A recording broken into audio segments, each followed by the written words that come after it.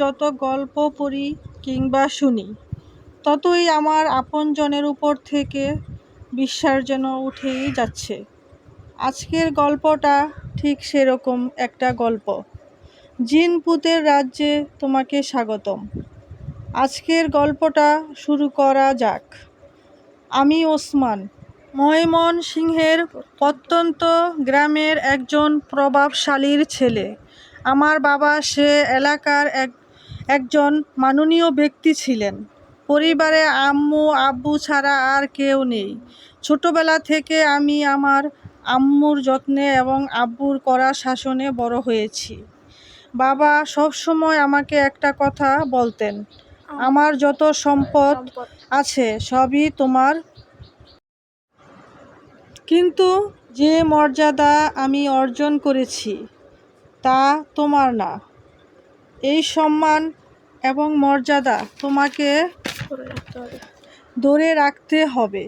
এমন কোনো কাজ করবে না যাতে তোমার সম্মানে ঠুমকু পরিমাণও দাগ লাগে।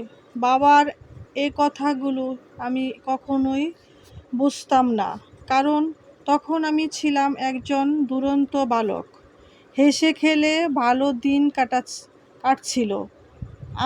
আমাদের গ্রাম থেকে কয়েকটা গ্রাম দূরেই ছিল আমার চাচাদের বাড়ি। যদিও তারা আমাদের মতো স্বাবলম্বী ছিল না, কিন্তু চাচি আমাকে যথেষ্ট আদর করতেন। তাই মাঝে মধ্যেই আমি ওদের এখানে বেড়াতে যেতাম। এমনই একদিন আমি চাচাদের বাড়ি যাই। চাচি জানালো চাচা বাসায় নেই, জরুরি কাজে শহরে গেছেন। আমি সেদিন ওখানেই থেকে যাই, কিন্তু মাঝরাতে হঠাৎ করে আমার ঘুম ভেঙে যায়। লক্ষ্য করলাম কেউ দ্রুত দরজা দিয়ে বেরিয়ে গেল। কাপড় দেখে আমার চাচির মতো মনে হলেও সেদিকে পাত্তা দিলাম না, কারণ কোনোভাবে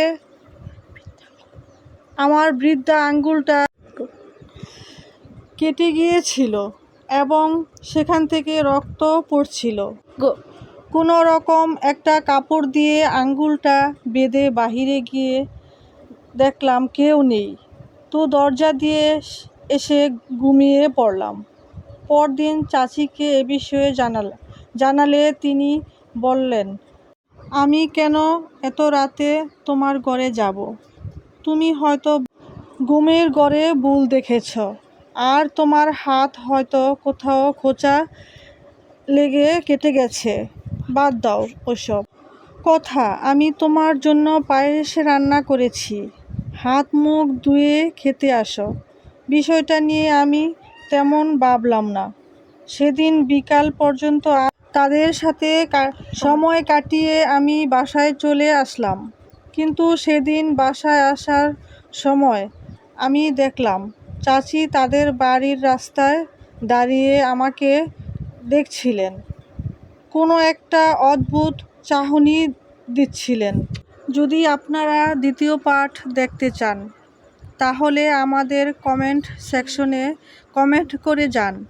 ভিডিওটিতে একটি লাইক দিন, ফলো দিন এবং আমার ইউটিউব চ্যানেলে সাবস্ক্রাইব করে আমাদের সাথেই থাকুন।